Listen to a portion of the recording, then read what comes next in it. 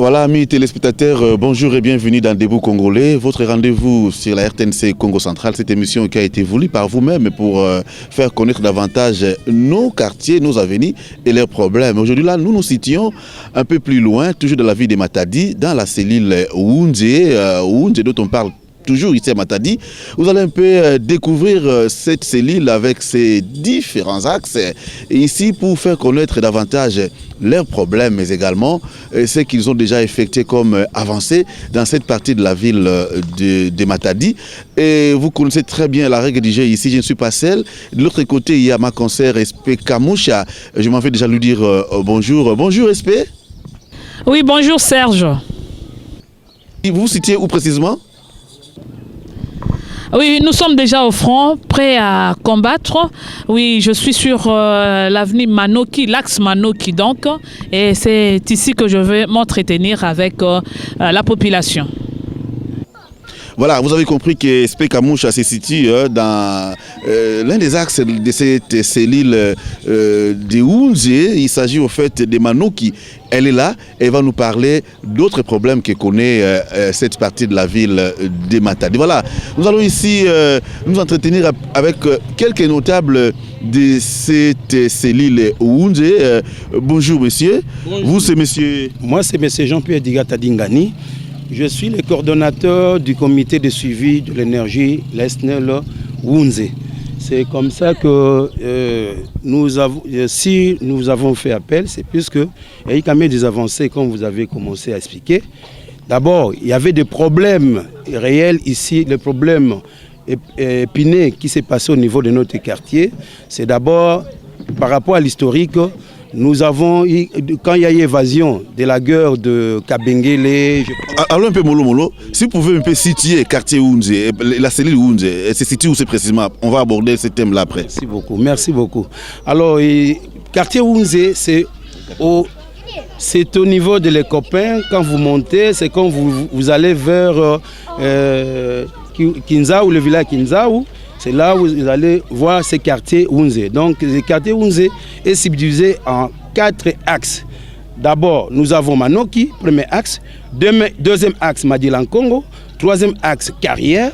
Quatrième axe, axe Ribin. Voilà en gros ce qui est de la répartition ou soit de la subdivision de notre quartier Wounze, la cellule Wounze. Voilà. Comment vous organisez ici au quartier Wounze, s'il faut le dire ici, la cellule Wounze? Oui. Du côté comité de développement, on s'est organisé, c'est comme je disais, en quatre axes. Mais pour ce qui est de premier axe Manoki, que j'ai cité tout à l'heure là, c'est Manoki a fait en sorte qu'il puisse quand même faire sortir une coordination. Cette coordination est composée d'abord des coordinateurs que je suis et aussi d'un adjoint ainsi que des conseillers. Voilà au moins ce qui est un peu de ce... Cela veut dire que le quartier, la cellule Wounze vient de très loin. S'il faut parler de son historique de façon générale, il vient de très loin. Nous, on entendait Wounze, à la fois c'était une honte. Et on citait des quartiers Wounze. Tout ça, mais vous avez tout fait pour que le quartier, il y a Baka Ilungiankaka. En principe, vous avez raison. Nous n'avons pas voulu qu'ils ne soient tout à fait considérés comme étant des villageois de Wounze. On n'est pas des villageois. On est dans les chefs-lieux de Matadi. C'est comme ça que nous avons dit non. On doit faire sortir quand même, ne fût-ce que quelque chose par rapport à ces aspects que nous sommes en train un peu, nous allons quand même développer tout à l'heure pour que le quartier soit viable. C'est comme ça que nous avons dit non, nous ne pouvons pas rester tout à fait comme ceux-là qui sont dans d'autres recoins de la province. C'est comme ça que nous avons monté ce comité de développement pour qu'ils soient tout à fait comme des citadins de la ville de Matadi. Dans ce comité de développement, vous traitez de quoi? Vous parlez de quoi? Vous vous réunissez combien de fois? Comment ça se passe? Oui, nous avons d'abord, pour ce qui est un peu de notre organisation et de ce que nous devons traiter et ce que nous avons déjà traité, c'est par rapport à deux points de développement. Premièrement, c'est la régie des zones dans l'eau, le courant, la route, et pour que le bien-être soit bien dans notre quartier de la cellule Wounze. dans ce cadre. Voilà, vous avez compris qu'il s'agit quand même d'une cellule bien organisée. Et ça, c'est le souhait de votre émission d'aller visiter non seulement des quartiers qui connaissent des problèmes, mais des quartiers qui ont soif de se développer. Et ici à Ounze, vous l'avez si bien compris, il y a tout un comité de développement par rapport à cette cellule. Et nous l'avons quand même senti. Ils tiennent des réunions, ils s'organisent. Et tout à l'heure, là, vous avez parlé du courant. Dites-nous un peu, Ounze a été tout le temps, à tout moment éclairé. Quand vous êtes venu ici, vous qui êtes les premiers habitants de cette cellule? Non, il n'y avait pas de courant, il n'y avait pas d'électrification, puisque nous sommes entrés ici autour de 2003-2004, où il n'y avait rien. Donc il n'y avait rien comme d'abord l'électricité, le courant, il n'y en avait pas. C'est comme ça que nous avons fait un effort que les quartiers soient éclairés. Et ce comité a fait un effort. Et chaque dimanche, nous avons d'ailleurs aussi notre siège où on se rencontre chaque dimanche. Et de petites cotisations qui a fait que nous puissions réussir avec cette thématique du courant. Voilà, mais du coup, on n'a pas un cas, il y a des notables dans le quartier Beto Awa, c'est la Beto Ounze. Mbote papa? Mbote papa. Kumbu nani? Kumbu papa Alfred Mabanza Nzao. Voilà, papa Mabanza, on a eu président du comité qui quartier Mekatuka Tama. Grâce à l'organisation de Beno, le comité de Beno, il y a un développement. Il y a de la courant. Il y a tout, il faut avoir de la courant. Même si on a la cabine. Il faut avoir cabine. Vraiment, sincèrement, quartier Beto, il y a un quartier Mosi à Kuswama. Parce que Mingi Vana Katina Rosamu na Diambo Kinzazi. Mais tant que nous écoutons la Beto News sur le quartier Mvimba, Beto me s'organiser, Beto me ça la comité Beto, le rôle de papa coordonnateur tout Beto ça l'organisation il y a coordonnateur vice coordonnateur conseiller ainsi de suite Nandimba. Alors Beto ça tout ngindu, il y a ça la cotisation Beto, il y a ça la façon de Beto se prendre en charge, Beto c'est Beto qui barre en charge Beto Mosi, Beto me sumba bima et Beto me kutika mbongo Beto me dans ça m'enfuma snell, tant Beto pesa bakaya Beto.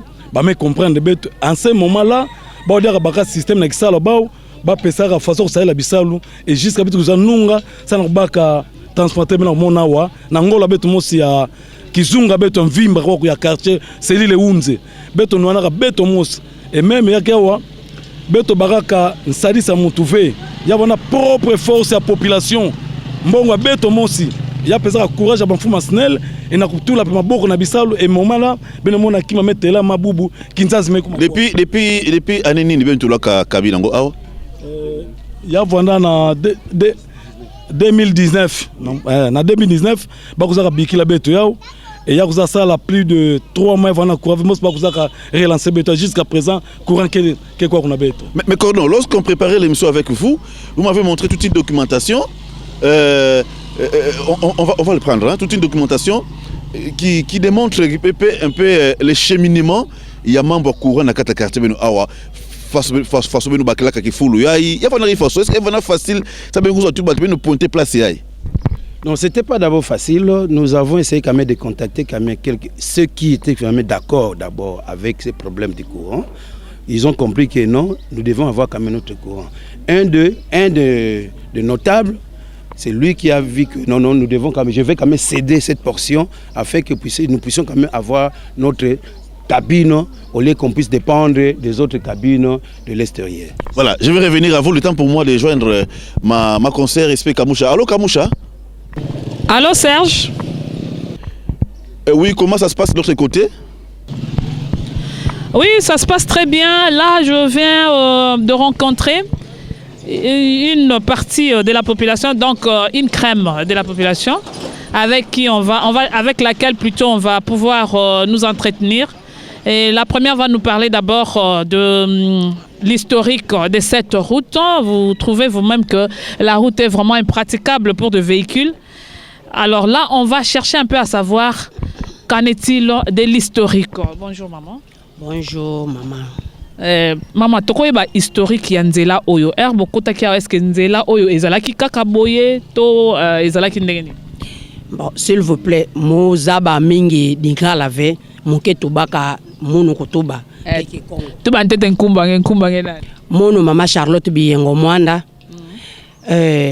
Problème ya nzila ngekena ko yuvula Beto. Ya vanda ka nzila ya imbi.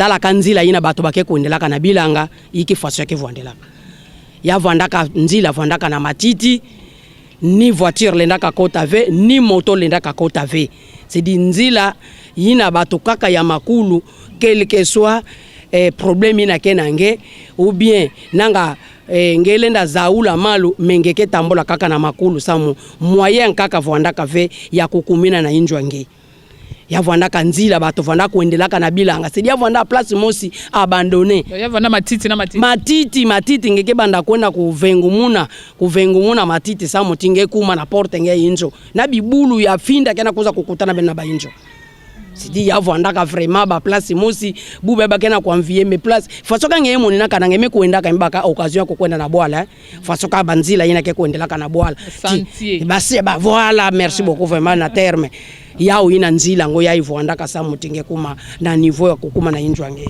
bon ni faso ya mekumi na nene play bon nzambe merci parce que kisika bana nandi kena kufua bayankaka bake monikaka bayina lendaka sadisa betu suite ya papa Thomas Mundele l'air animé kuiza animé dukudila beto ntoto animé ramble nzila ina betu mebaka accès ya bana betu ya quartier mebanda kubaka betu na wewa na kukuiza kubika betu mais dommage maintenant même kento kena mwemba kento kena mwana du moment que ni voiture ke kota ka ve andike vwanda kaka obligé ya kokota kaka na moto or malgré or c'est interdit sinon ya kukanu kunu ya kele kento kena mwemba na kento kena mwana fietu kokota ve mais du moment que betu kena moyen kaka ve kaka moyen mosi kaka ya moto kaka parce ba voiture ke kota ka ve suite ya papa Thomas Mundele yandi ndeme sadisa beto bubiai beto lena baka possibilité ke ngeme suma mwata kwa loso mwata kwa sima ngeme tula na moto ngemosi ngeme ndima risque malke na lere ya mvula misi elele mosi kana ngeke nzenza ngeke lite kokota na moto ve kana ngeke na kwenda na kisalu ngeke vwanda na baba papa zole mosi ngeke kwenda voitila kuna parce que poto ke voitange lokola moto meka toka na boala ya wina problème ke na beto kwako. Okay. Papa nkumba ngena kumba mono papa nkunku majesi nkunku bref majesi nkunku mpezo kumba mono papa betu kena axe banoki betu zola za bantete ba effort nini benu salaka bo benuke salaka samna nzila benu ya carte. Bon en tout cas mutindu mama bien omenga to bawa yake kia di mingi samna beto population kena kuzinga nakati ya kizunga ya ke selile mvimba ya ke selile unze ke composé na ba avenue kama mingi ya ke avenue Manoki ngemona beto atala kuna nkangu mekuma mingi population ke kwa kume muzaba veka nasi l'état me abandonné na ni abandonné na ni ndambo beto ya etwa ni zabaka ove mutini mato mona ke avant honorable Thomas Mundele kuza bongisa beto nzila kuza gratter beto nzila ai betu kuma kusala nzila na maboko kusala nzila maboko santo zibula mais nzila ke kama fioti nzila ke kusala mave yake fioti or le ai à part le honorable nani Thomas Mundele kuza gratter kutula beto nzila ai nganga ba mfumu wa beto ya luyalo bafona tatamana bakuiza kwaku babongisa beto nzila ngo muti nzila ke voilà pour bantume kuma kwaku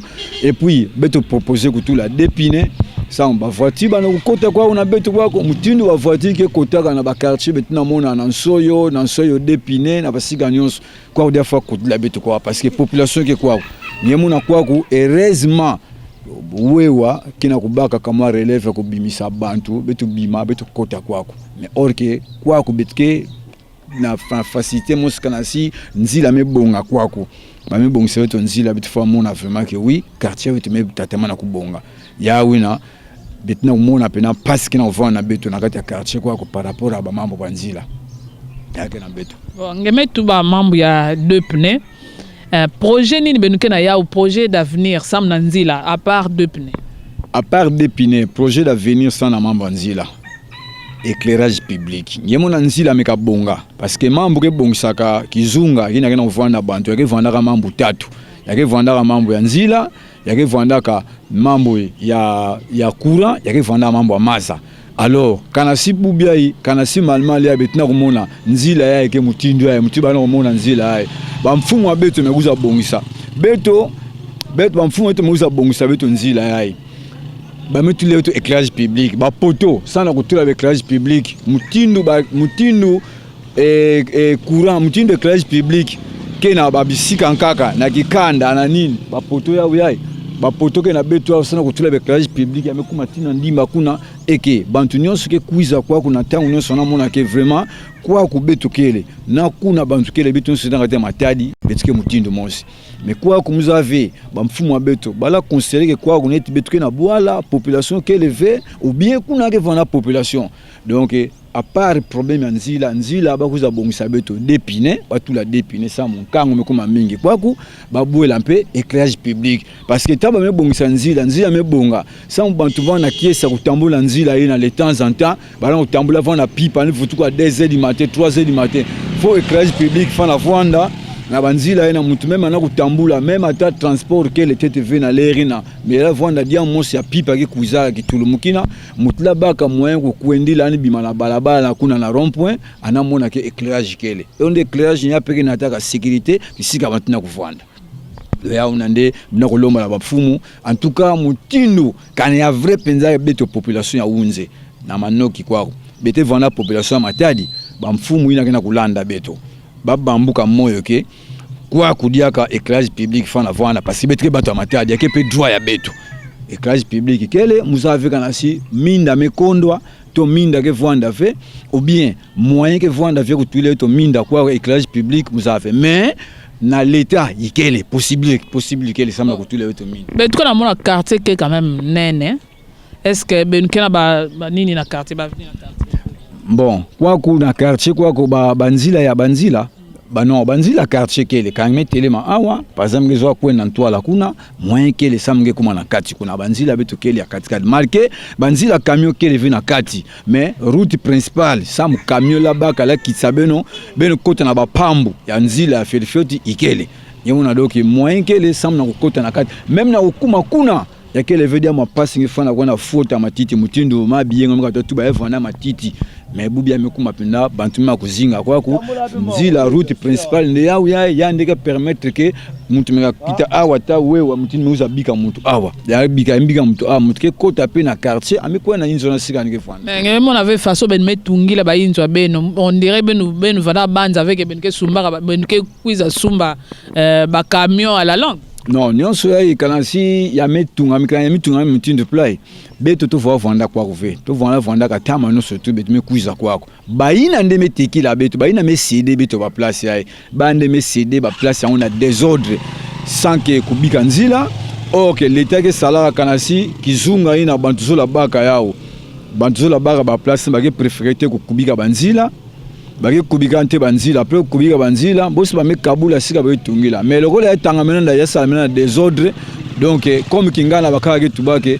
maza mayenda yao kibeni yaenda voila ngana nzila donc ya kwenda ya monsi ya mesamena kana ya monsi population na sala effort ya kutungila na mutindo wa muno biga mde mutungila mutindo wa muno mais or kana si l'état kuza kabula ba balabala tete kabula ba place yayi tula ba balabala nganga mvoila ngani ya ikelevé ya ba place façon tungaminaka mama ngeni ngemelo lomba na bamfumu momelomba na bamfumu batudi la beto makadam kekima yankaka bawewa betu ke na ba risque mingi na bawewa normalement kento ke na bwemba kento ke na mwana andi lendaka kokota na moto ve même mingi vouloir ou pas tala kaka mama mebutukela na bwalenge meko baka mama nge andi ke manga kotambula na wewa batudi la beto makadam en plus de ça bake capable l'état ke vanda ka capable na mambo nyonso même na ba quartier comment beto lenda vanda clouer ke kaka bambe kuza bikange awange muto ke na kwenda tama nyonso na tsako loso ngesala na nguna ba porter ke vanda dia ka ve ba mekumaka ka ba wewisa bake capable ya kuzibudila beto banzila ya kulonga beto baba nani ke menu zibula banzila ne fisque même ba moto même ba voiture ba place en cas ya ka même navigable ina ba voiture lenda ka kota ba fumu abeto luyalo ba mona beto kali na bao ba honorable leri yao ya beto kana kososa bao batudila beto makadam nzila ke ya mbote papa honorable Thomas Mondele kuza banda deja bakuza tudila beto makadam parce que leri mvula kezo kuza ntoto nyonso inandi tulaka ya kezo la kukumuka mamangele ngezo la kuma kwa kufika na leri mvula bakuiza tudila betu makadam ba grandir boala ba plus ba tudila betu ba éclairage public ba terrasse ina ke conduire maza parce que balenda tout la makadam kana ba terrasse ke élevé makadam ina yalenda ka résister ve. Merci maman. Voilà, mesdames, messieurs, un SOS est lancé à l'endroit des autorités ou encore à l'endroit des personnes compétentes pour pouvoir venir en aide à cette population de l'axe Manoki. Serge, à vous l'antenne. Voilà, là c'était SP Kamoucha qui se trouve du côté de notre axe, au niveau de l'axe Manoki. Elle s'entretenait avec les habitants à propos de la route qui est également un autre casse-tête. Malheureusement, grâce aux efforts des habitants mais également de quelques hommes de bonne volonté, la route a été quand même forgée dans cette partie de la ville de Matadi. Monsieur le Cordon, tout à l'heure là, vous nous parliez un peu de cette cabine ici. Dites-nous, parce que cette émission a également pour vocation de donner matière aux autres, à d'autres quartiers, je vais dire. Qu'est-ce que vous pouvez dire? Les démarches étaient comment? Vous êtes allé au niveau de la SNEL, vous avez vu qui? Des agents, des directeurs? C'était facile? Oui, c'est comme je disais tout cela, c'était pas facile. Nous sommes partis voir les directeurs régionaux de la SNEL pour qu'ils puissent quand même nous aider à avoir ces courants. Et puis, bien qu'on avait toqué des portes dans d'autres institutions de la province, mais comme la réponse n'était pas vraiment favorable, c'est comme ça que nous avons dit que nous devons aller tout droit au but, voir le directeur régional de la SNEL. C'est celui qui nous a aidés, bien qu'il y ait quand même des 6 sections de directeurs. Mais il s'agissait de quel directeur précisément? Je peux citer, d'abord nous avons commencé avec le directeur Mabika, qui nous a quand même aidé, du côté un peu d'élaboration des documents. Et ensuite, il y a eu le directeur Foutila, que nous allons applaudir demain. C'est lui qui nous avait quand même aidé afin que nous puissions maintenant avoir une place et puis voir comment nous pouvons construire cette cabine. Et ensuite, comme lorsque lui est parti, il y a eu Bernard, le directeur Bernard, qui lui aussi, qui est venu nous aider afin que nous puissions avoir le poteau qui voyait des moyens de tension et de fils. Nous sommes partis récupérer ou retirer ces fils au niveau de l'OEBK. C'est par la grâce de ces directeurs que je venais de dire. La SNEL vous a fourni, il y a quoi? C'est tous ces poteaux que je vois ici. Il y a également des fils. Il y a encore quoi? Mais quel était l'apport de la population? La population, d'abord la main d'œuvre. Nous, à tout moment, lorsqu'on essayait quand même de souder ces poteaux, ce sont des jeunes de quartier qui étaient mobilisés comme un seul homme pour monter du côté OEBK afin que nous puissions quand même aider les amis de la SNEL. Et à part ça, que ce soit pour faire venir tous ces matériels, c'était nos efforts. Nous sommes arrivés avec nos camions, disons des camions, nous avons loué des camions pour qu'on puisse faire venir le poteau, le fil et du côté aussi des autres matériels que je peux oublier aussi les noms. Par exemple, le transformateur, c'est vrai que la SNEL avait quand même, disons, donné son véhicule afin que ça puisse transporter quand même ces transformateurs. Mais pour ce qui est de l'apport de la population, que ce soit la façon dont nous devions quand même au moins les occuper, là, je pense que vous pouvez quand même comprendre, c'est la population qui faisait tout à ce qu'ils puissent quand même réunir un peu de moyens pour motiver ces gens qui travaillaient avec nous ici dans notre secteur. Voilà, c'est quand même un exemple à suivre. Courant me côté na kati ya kizunga grâce à la population, tout là un peu chaud na SNEL et ba me pesa ba moyen na SNEL ça montinyo so commune ba awa na mtindo mbote. Papa, na mama metadi la courant ningenda tuba na quartier beno awa niki qui est ce bonheur na beno jour ya pela kaplay. Mbo ya ku samuna ku banda mule na tuba ke mumu ke président ya axe Madiela Nkongo. Place betokele awa. Awa betokele. Alors samuna mambu metadi la courant beto kwa ku beto vana na courant ve. Ina beto le na bokili la courant. Mais kati na dibanza ya batata beto coordination ya beto le na tuba papa Jean-Pierre Digata basanganaka na kutuba eteke beto le na vandi la pla ife na kati ya quartier Unzi. Ina almetu ba déjà. Batume ko déjà. Tous la kuzaba ere courant ya kuizaka ifaso population ya mbaka esbenki na ki ben vona na kieso ben mambo ya kuzanga vanda kadeka na kati. En tout cas beto fuluka na kiese samna ni beto monaka yeteke mambo ina batata beto salaka yamelungana yamekukisama. Alors babisika nyonso yakena batonkaka bavana ndima ve ke diambo ngole na salama. Mais tango ba monaka ke yame salama ba metu bake oui na unzepe batu bakele. Alors tibu bia betekena komona yakena kupela betekena kiese mingi même batu nyonso bizu ba parti nyonso bakena kiese. Papa Mobanza, tout ça un peu c'est vrai courant mes quotas. Mais tu voudrais normalement mettre l'organisation. Va betenir ko téléminer na émission tu peux pesa ba tu go ba s'organiser na quartier ba place ba la beto. Est-ce que yeke vanda facile na bino ebe ko na ku kongolo bambongo kubaka bambongo na batu ki ima café. Qu'est-ce qui fait que ils ont ba kongo que pesa ba tu confiance par rapport vraiment mettre de la mbongo. Qu'est-ce qui fait que ba tu pesa bino confiance en bambongo bino pesa un peu expérience bino na bato. Bon beto comme ya vanda ka diamba bambuta pe vanda kimvuka ba vanda mona beto bambuta metelema en tout cas ba vanda na hésitation faire beto meza ba na ba place nyonso ba tout ba ba accent ya fioti mais 100% ba vanda confiance na comité yayi quand beto me bima en tout cas beto vanda ba ka mbongo na fasa mbote ça na tomoso na nkabo ya quelle crédibilité à bino salaki donc crédibilité beto salaki ba vanda confiance na beto ça na beto vanda ça beto me ka ba ka mbongo beto me ça ya même monana beto me ba ka mbongo ça ça même monana ya ba ko za confiance totale na beto na comité bon er courame côté na quartier est-ce que un gizi ça m'a fait batu pesa cotisation ya bau er courame na kota batu ima café batu baba kaka mebaka est-ce courant côté kati na kati kuna parce que je sais que bino ko ko lambongo c'est ba injo kati. Bon merci papa journaliste en Badiambouya puisque snel que vana na système quand ba mesa la kisalu ba ke lancer que nous à la fois v ba ke lancer axe par axe mo beto zaba ke pisa batu tra ba ko tete beto na manoki ya pesa moi ima mentangu ba za mata bisala bao ya kuma kiesi nkangu nyonso et jusqu'à présent beto ensemble beto na kiesi ka ensemble na bampangi nyonso ba axe nyonso me ba ka courant. Voilà, je vais revenir à vous. Le temps pour moi de rejoindre quand même explique à Moucha. On m'apprend qu'elle a changé de site, hein, parce que souvenez-vous, je vous disais tantôt que cette cellule a 4 axes. Elle s'est déplacée pour un autre axe. Elle va nous dire c'est où précisément. Allô, explique à Moucha. Vous êtes où? Allô, Serge? Oui, là, je me situe sur l'axe Carrière. Et je vais m'entretenir maintenant là avec la population pour chercher à savoir un peu quelles sont les difficultés auxquelles elle est butée plutôt. Et je vois un monsieur, papa, bonjour. Ah, bonjour. Oui, papa, je peux vous connaître? Ok, merci beaucoup. Kumba Mounou d'abord, il y a quel Fitin Congo Léon, quel vice-président, il y a cellule, il y a carrière. Quel voilà dans quartier? Quel voilà dans quartier? Bon, ben tu as axe carrière awa, ben tu zola zaba.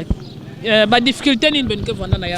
Difficulté betkana ya na quartier d'abord premièrement betkana ko futu sa matondo na ba fumu ya me banzila beto kama ba tio ya yi malgré ba tiongo difficulté betkana ya u yana ko bimisa manza difficilement et d'ailleurs betkana ko mona difficulté betkana ya nzila masa toboka fallait ba kiti sa ba tio ba na kati libulu ya bien mais ba tio kena zulu et d'abord au départ ba mama beto ba vanda ka violer ba mingi ba pompe vanda ka ve ba source sans munge ba kamaza mama faut vanda parfois 5 heures du temps soit toute la journée mama sika na programme kulamba on fait sacrifier toute la journée ba source mas kana kuma ba source mais à présent betkana ba pompe mais ba pompe on fait peut-être na yaou juste maintenant mon na balabala ya ngeme mon na play pompe mais ça la play ba pompe ya kena zulu ya kena kati ya itsi penga ve ya kena zulu donc difficulté capitale benuke na yawu ya maza samngenge me banda mbala mosi na batuyo betu zona ba fumu ba kanisla beto quartier wu betu ba effort nini ben mesara tete depuis mambo ya maza ke awa depuis ben madame mambo ya maza effort nini ben mesara ben mosi d'abord population effort betu mesara d'abord effort betu mosi yankangu betu ko remercier population il y a uns en général et notamment papa préfet Moutoula Moussa préfet il y a ndeke guide ke betu ba effort notre message la sam tibubu yayi betu voir na masa na quartier uns. Merci beaucoup papa ngenge vanda na quartier yayi oui effort nini ben message déjà samna nini difficulté yayi ben kana ya samna masa. Merci beaucoup na parole ngame pesa munu munu muke kumba munu Mata Mavungu Simon muke président ya axe ya Lemba. Alors donc awa ya que jonction Lemba na carrière oui etke na ba axe kuna carrière beto Lemba muke président ya axe ya Lemba. Difficulté beto kele beto sepelaka mutindu ba metu di la beto batio na banjila voie principale. Mais difficulté na beto moyen batu baba kamaza ya kuma na Zulu kuna ikeleve parce que non ba metu la kaka batio ya central na kata ya prince mais ba ina kena Zulu mais baba kamaza ikeleve sikana de na permettre mutindu se aza salaka batu la batio maire na Zulu ya kita comme ça batina kena Zulu baba kama epe ya kubaka babendisa ba pompe comme ça facilité ya fana vwanda en plus mettre un problème banjila quoi que y a que frontière 3 frontières en vimba quoi que banjila y a bien fait alors il fallait peu éclairage public peut ya fana vwanda ça me permettre ya ku détecter ba situation ba place mosque dangereuse et ça mona population ya vwanda na kimia ya betina sosa ba beloma ba fumu bakwisa ba épauler beto parce que nos l'union fait la force beto mo si moi beto fa na sala dia ka ikele fait na effort ina beto me sala ba pe ba épauler beto samuna RDC population matali ya kwenda en avance. Merci beaucoup papa kumbangena comme ngazali papa Emmanuel nazali notable ya Lemba tozana plus trop bon difficulté ya mai parce que mai awa basource eza ebele tozana basource ebele eza aménagé te alors bamama toka mai kaka na basource tomonaki moyen eza te tokendaki na aire tata Floribert Mbachimbachi tosangaki aide ya papa Mbachimbachi asalaki babone fontaine asalaki biso ya suka mpe ezalaki quelque part awa mais mai ezobima tanto 0 heure alors bazoko violer batu moyen kosala autrement eza te alors tosala effort maintenant ya kosenga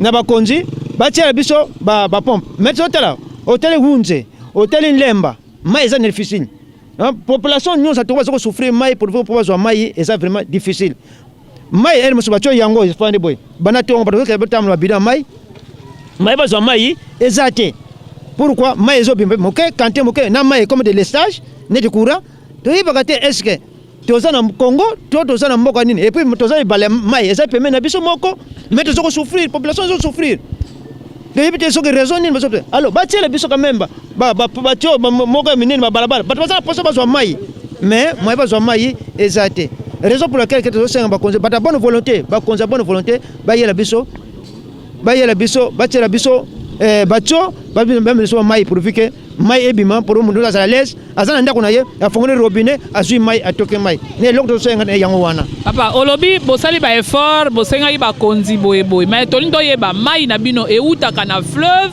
to eutaka na mpozo ou bien eutaka wapi po bokoka kozwa mai puisque bozo ba makaba mai apparemment c'est comme si bosenga na bino ka ba konzi ba otela bino mai mais est-ce que comment kiti na régie des eaux oui to comment tu na régie des eaux parce que mai ya mpozo yango ezaka pembeni to senga pana bango pour que ba fournir biso mai mais mar bazo fournir biso be soko tele mai pe ezana na qualité pe mai mabe ba bon ça quand même qualité mai pour que population nous à la l'aise pour na mai ba l'eau c'est la vie mais la vie yango toujours mona ngote et loko to senga yango wana ba konzi ba sala tout pour que ba tira biso mai ya bien mutu nyonso azana accès ya mai ndenge bo senga la courant ezala mai mutu nyonso azana faveur bi loko wana sikoyo malgré ba effort bosali mai yango bozo réclamant kaka siko vous vous en sortez comment na kata quartier toujours que nous même besoin mai na ba source toujours mai ba source mais mai eza awa eza azo robinet ezo bima awa eza kama da prince kaka pamba na kati sans te comprendre bien awa eza des problèmes ba tuyau ya mai ndem to bimsa mai nyonso bon oyo awa tala toza 0 mètre tete boka balaka la wana mais régie des autres bozo mona cho OK bozo mona cho yango oyo bozo mona cho mais moto zo leka ezo nyata cho ete boka wana régie des autres ça fait je crois ba mois mais ba yaka na bango te ba yako bonsa te mais so que tondi awa bato zo koyeka pamba awa Au lieu de propre comme camion et boire maï, na yo mutopoli, moi zo ndako pour nous changer. Tout est le candé wana. Papa na ye basikoyo. Tam sou régie de boya royer pa bino po bo futa bien te. Ba facture bo futa bien. Oh, ba facture to futa ka. Mene régie de zone ye moko nde talaka ba lobike. Ero pese muto et loko. Qualité est bien. Cette qualité est bien. Muto ko futa facilement. Et ça ndenge mona kona courant. Hein? Pesa muto courant est bien. Pesa muto mai est bien. Akozana ka faveur ko futa loko wana nyo facilement. Mais ce que yo tike ndenge wana, akufuta ndenge ni. Donc par là olingolo ba ke bo futa ka sous facture à régie des hôtels. To futa kana biso, parce que ba yo kata so ba futa timbele ba yo kata mai. Mais ba kata ka mai te, marge zana balabala mais mai yango ebimaka te. Nete boto sale presque ce que 1 mois, mai ebimaka te. Exactement ba kata ka te puisque bozala na mino pe na mai te ba mon petit na ko ya ko kata te. C'est pas ça? Mais esa volonté ezate. Parce que so ba zana volonté ko pesa mutu nyoso mai. Mai fait le bacho partout. Pour mutu mo ça la kisa mai parce que mbon fait qu'on a trésor public et qu'on a bon trésor public ndenge ce que ba servi mais tu vois no laksenga apparemment ils ont muke makasi mais bacho eza muke makasi bacho eza makasi ya minene ezali awa ezali mais ezapele kolo mais etina no maite. OK bosengi nini bakonzi bosengi bakonzi obana bakonzi neza ba député ezala ba maire de la ville ezala banani c'est yo moko gouverneur basala biso faveur pour que mai ezala partout na ba quartier bana unze lemba pour que mutu nyonso azala servi na eau potable, hein, parce que mai ma source ozwango ezo songa biso eza microbe ka zoya mais le tchero c'est donc c'est ba pompe et ya ekota partout pour mutu nyonso azala kisa ya mai o lamuki o leka luka mai o fonga na porte ndako na yo ozwi mai. Merci beaucoup, papa. Merci beaucoup. Voilà, mesdames, messieurs, ces quartiers regorgent une forte population. C'est pourquoi on dit toujours que le politicien, le vrai politicien, c'est celui qui pense au bien-être de la population et non celui qui pense aux élections. Alors, pour vraiment gagner la confiance de la population, ici il y a quand même une forte population, il faudrait que vous pensiez au moins au bien-être de cette population pour que les choses puissent marcher un jour. À vous, Serge. Oui, merci beaucoup SP Kamoucha pour toutes ces précisions. Vous avez vraiment abordé cet important intérêt, un autre intérêt de la population de Houndje, c'est donc l'eau depuis l'axe Carrière. Nous allons ici poursuivre avec nos amis qui sont ici avec nous. Nous sommes à l'axe, c'est l'axe, ici nous sommes à l'axe Madé-Lankongo. Voilà, merci beaucoup. Et amis téléspectateurs, vous avez compris que cette émission ne veut que le bonheur de la population. C'est vrai de parler province, mais il faut également parler cellules, parler quartier, parler avenir. Ça vaut la peine tout de même. Nous allons ici revenir avec M. le Président. Dites-nous, en ce qui concerne l'organisation. Vous avez dit courant. Certainement, vous avez encore d'autres projets par rapport il y a objectif parce que vous êtes tout un comité de développement. Tout à l'heure, là, le témoignage a été donné ici que les gens vous donnent l'argent facilement parce que vous êtes crédible. Est-ce que vous constatez les difficultés de façon générale? Oui, d'une manière générale ou d'une manière ramassée. D'abord, nous avons d'abord eu des problèmes, mais ce qui nous reste, le problème c'est quoi? On a lutté d'abord pour ce qui est de l'éclairage du courant. Nous voulons aussi qu'il y ait quand même de l'éclairage public.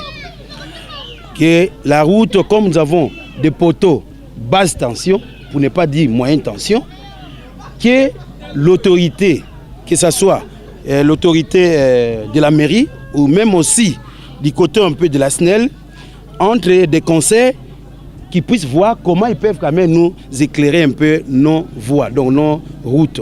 C'est ce que nous voulons, à ce que les autorités puissent quand même nous aider de ce côté-là. Et à part ça aussi, qu'on puisse niveler nos routes secondaires. Bien qu'il y ait eu un honorable qui nous a bien compris en la personne de l'honorable Thomas Mundele. C'est celui-là qui nous avait bien écouté, il est venu arranger la route. Ça a été dit avec SP là-bas. Voilà, effectivement. Mieux que... Alors, à part l'électrification et soit la route que les autres as qui vont aussi, disons, parler de ça, mais nous voulons aussi que la régie des eaux puisse au moins voir dans quelle mesure ils peuvent desservir d'autres axes par rapport à ces problèmes, à cette problématique de tarification de l'eau. Puisque nous avons appris par la média, soit quoi, que soit disons qu'il y a eu des $50 qu'on payait. S'il y a ces projets qui puissent quand même venir vers nous, que la population de Wunze puisse aussi en bénéficier comme les autres quartiers de la province. Voilà. Mais tout le monde est toujours organisation à quartier. Moussa Bafé, quartier Wunze est-ce que vous mingi? Parce que vous avez Hollande beno, beno tu baka Wunze. Est-ce que batuke vanda mingi kwako? Ni kinga tu ba mettre la population à Wunze, ben mingi quand même. En tout cas, papa journaliste, quoi que beto mingi ya kulutila. Même ba umosi ba meka kuiza kwa kubake kuiza kamwa ke quartier Wunze bake kuwaka. Bake kuiza mona batu faso bakele. Pepe telenda tu ba eteke bake vwandaka na batsatu ntango nkaka nkangu batu ba voter bao. Or kisika wapi bao kezimbakanaka yake neti ba quartier beto yai. Ba bubia beto lenda tu bake betuke na ntango ya mpasi. Nani lenda sadisa beto na ba mpasi betuke na yao ina mebikana na beto yake bao. Ba lenda kuiza samnati ba kuiza sadisa beto. Bo baketu ba ina ke sadisa ngena ntango mpasi ngeke zimbakana ndive. Betuke contre kikada ina après ya kulomba ba ndombolo beto tu ba un peu mettre de la courant parce que betuke na courant na organisation na beno awa tout ba un peu est-ce que courant ina yaki ko ndi mbote parce que courant na courant yake diambo. Mais courant est vendre la qualité en mode que diambo yankaka. Beme kota mekuwa ke benke de monganji beme kota ba de l'estage yake nini au fait. Bon ba de l'estage yayi betuke na kubakusa uve. Charge ke leve na kati ya cabine ya beto yake ya impa. Ba seli la beto yake ba chambre froide ke leve betuke na ba izini kwa kuve me betuke na kubakusa ve yiki sorte ya kintima ina kena kuma na ba una kutula beto na ba delestage ya vanda ka delestage ngo ya vanda ka ya mepela banansuka ti betuke lamuka na mbazi na ya mekuma lera ifaso ya mekuma lera ai ba 5h benenge sutuka plai ya mekwenda ngeke mona parfois ti ba 11h 12h bosi ba mevutila beno era nkaka pe ya mezenga diaka ti 17h bosi ke kuiza diaka donc betena kubakusa fe yiki kena kusala plena. Voilà, on va atterrir avec Espé Kamoucha, on m'apprend. Espé Kamoucha, vous êtes à quel niveau présentement et vous allez nous parler de quoi? Oui, Serge. Ah oui, je suis toujours dans les quartiers Wunze, sur l'axe Rubin. Et là, j'ai comme l'impression de me retrouver dans un trou. Hein. Je suis entouré par des montagnes et je m'en vais d'abord rencontrer quelqu'un qui pourra m'expliquer c'est quoi, on est où finalement, entouré de toutes les montagnes comme ça. Papa, bonjour. Bonjour, maman. Papa, Kumba Muno, Papa Tema. Papa Tema. Oui. Vous êtes dans le quartier A? Je suis dans le quartier Wunze. Papa, vous êtes dans le quartier Wunze. Papa, pardon, je suis ni place mukele, ça mukele na ba montagne. Expliquez-moi les montagnes. Bon, précisément, je suis dans le Wunze. Il y a que montagne ya Kinzau. Ina kuna yake montagne ya kukwenda na Bwala yake vanda na kati kuna na Luangu. Yai awa yake montagne ya Ilwadi. Yai nene yake montagne ya Lemba. Kwa kudiaka Lemba kaka mepanzana ti kwa kuna Zulu kwa. OK. Merci beaucoup papa. Je vais m'expliquer, me comprendre. Muzola zabantete awa difficulté ni benke vanda na ya ni mambo ya mpasi benke vanda na ya. Bon awa betuke na mambo pasi na sala beto pasi mambo ya sécurité. Betuke na insécurité mingi kwa kuna quartier beto ya Wunze. Alors bakuza tudila beto kama souciati mais souciati na donc pasi mingi ba police ngo bake kuizaka muso bamekwenda bawu bakina kotila bantu na bainzo place betu ke kwetini na keto sosa bantu ke kuza sala intervention ke élevé donc betu na kulomba na bafumu luyalu vraiment kwa ku quartier Wunze mekuma quartier mosi ya nene yake na population mingi alutume yamena kudina kulomba bakuza tudila beto souciati ina nene samu ba sécuriser population. Donc il y a un qui m'a tête qui n'a pas ça la beto pasi insécurité ke ngolo. Moke vutuki lange papa.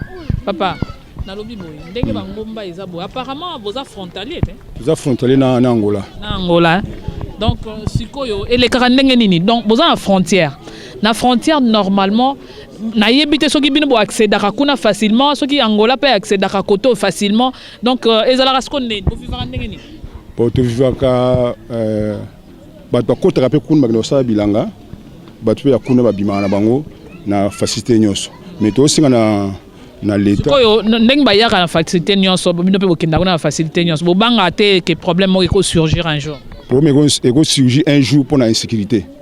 Il y a des fois des poches noires et zalaka. Parce que jusque là, courir y essayer, mais kuna ba côté mususu na ba poche noire zanan. Il y a aussi na ba konzi, ba mena comme kosisa ba poche noire wana. Ce que moi ezali, ba benda susu moins tension eza awa et que ne tina na kinzao ba cha cabine mususu wana pour na mettre fin na ba poche noire wana pour causer la insécurité mususu. Bon ngana uti musika kuna likolo. Et on a zokita na mona ki bureau moko ya la police. Mais comment bozo ba ke bozana la police? Bureau oui ezali. Susiat. Mais ezaka opérationnalité 24h/24. Tokuta na incident belé kotoyo. Mais incident wana soki muta kufate ezaki ne fort abiso moko. Ba siffler ba mifinuku to kimisi ba bandi wana. Il y a aussi na l'État, plus précisément dans la police, bâti la biso, souci à toi makasi. Où ils ont fonctionner 24h/24. Donc même des autres alliés, ils en ont mouillé, ils en ont boutou, ils sont capables de mettre fin à la biloko. Ok, nanya lo opérationnalité 24h/24, souci à toi. Bon, nanya lo baboy. Ya solo bolobi bakonzi batila bino ba policier awa donc ba fongola bureau na la police pour ba policier bazala souci à toi na quand même na mutu mais au monique mikonzi boko senga lelo et ko umela hein et ko zo attend peut-être un mois, une semaine, 2 semaines, je ne sais pas pour batinde bino bato pour ba yokape hein ba kolela na bino ba ko tinde bino bato na ebité na quartier bino moko par rapport à ya insécurité bozana ngo bo s'organiser dans ndenge nini papa donc na quartier bozali quand même une organisation moko pour faire face au moins à insécurité déjà d'abord. Bon ça mona insécurité beto ko betuke déterminé en tout cas betuke sanganaka mobilisation kele ça mona ko empêcher ba insécurité mais ba kulu na ina ba katuka kana na ba 6 na banzanza partout ba oke kuiza kwako sama kuiza sala mavwanga kwa kuna quartier beto ya unzi aluya betu melomba na excellence monsieur le gouverneur des provinces Atuma Tubwana Nkuluki na monsieur le maire de la ville Patinzuzi bakuiza tete kwako bakuza visiter quartier unzi ya bakuza mona ba mambo ya beto population kena kutubila donc en tout cas betu mepesa ba penza mbote mingi mais baza bake na nkangu kwako kena kumona pasi kena kukuamuswa na ba mbeni ya ikena ba pembeni.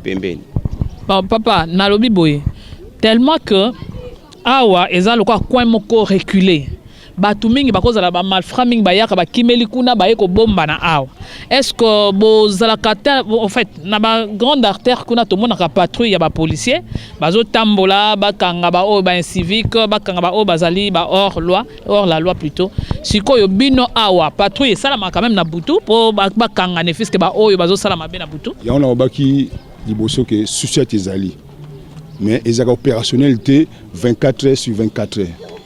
Donc makambu ça na butu kotoyo il faut rabiso moko na ba jeune na biso to sanganaka pona ko meka ko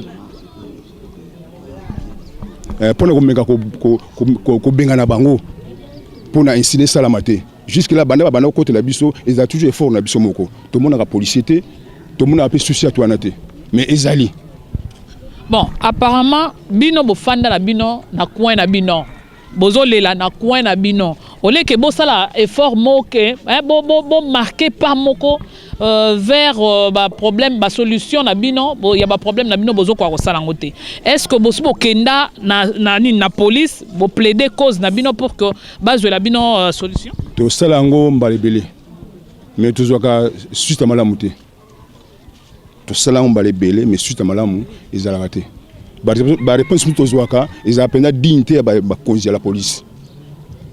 to sala tout yango mono to se prendre en charge ce qui est le likambe koyi bisomo to terminer ba jeune mis fini ku ba siffler pona ko meka obenga na ba to make musika incident et ça matin mu da kufate. Papa awa toza na problème to lobela mingi insécurité coin na bino eza coin moko vraiment reculé et enclavé OK pour vraiment mukonzi abeta toura comme à koto eza moins compliqué eza peut passer.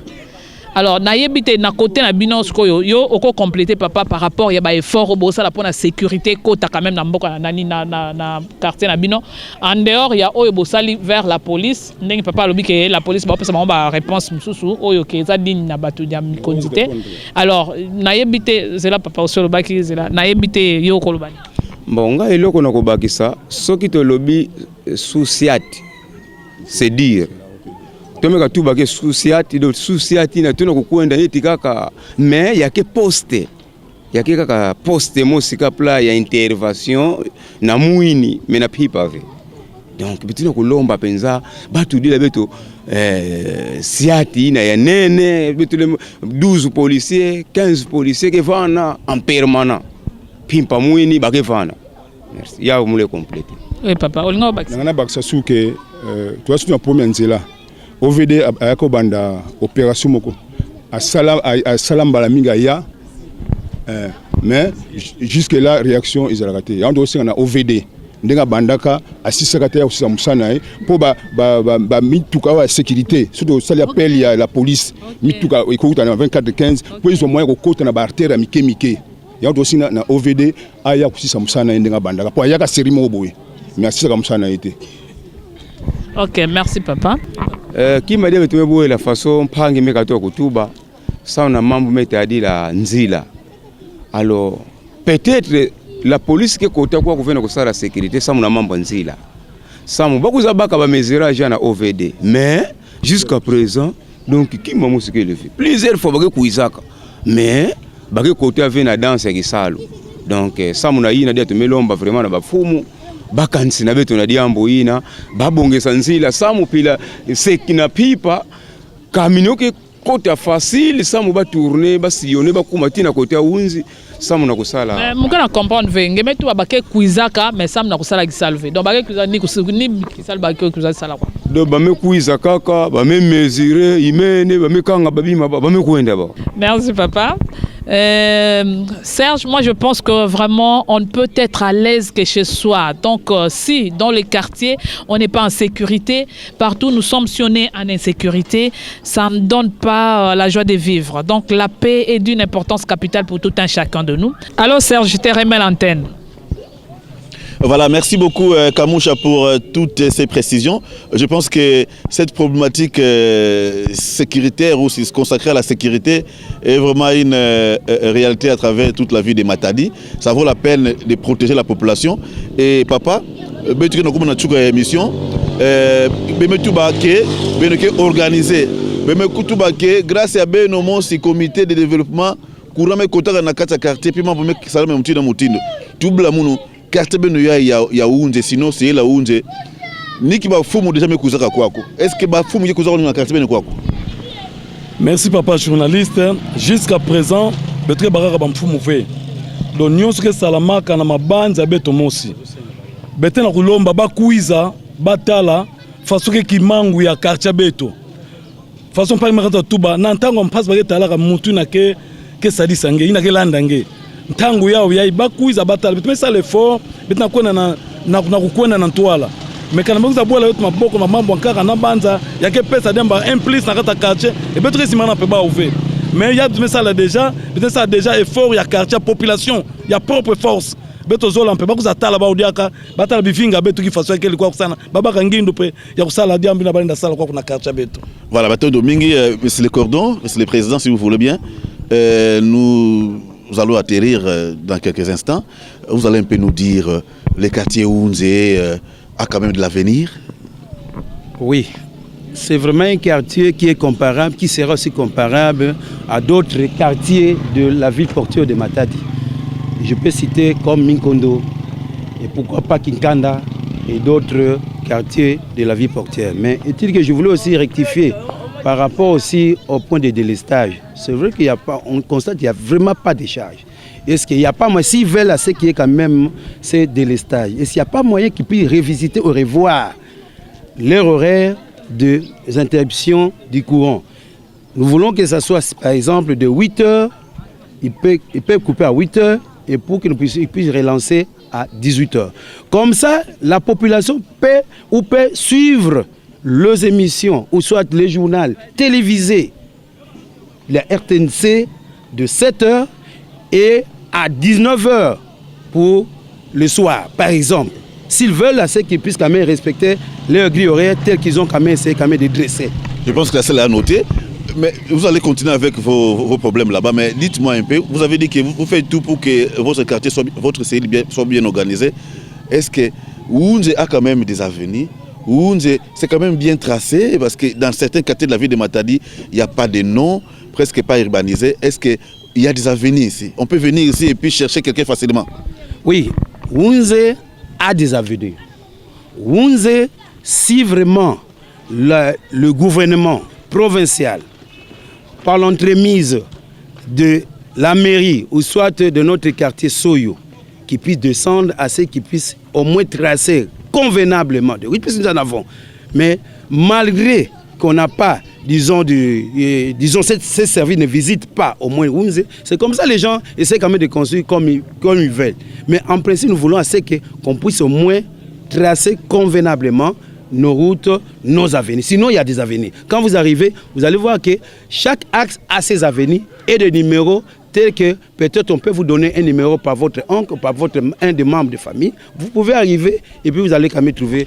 Et pour atterrir, nous demandons à ce que, comme je disais, disons que ce soit aussi les policiers qui puissent quand même commencer à nous visiter et aussi les autres qui ont un peu de moyens qui puissent quand même venir investir au niveau de notre quartier ou la cellule Wounze. Voilà, merci. Vous avez compris que c'est par cet appel lancé par le président du comité de développement de la cellule Wounze que nous allons mettre fin à cette production.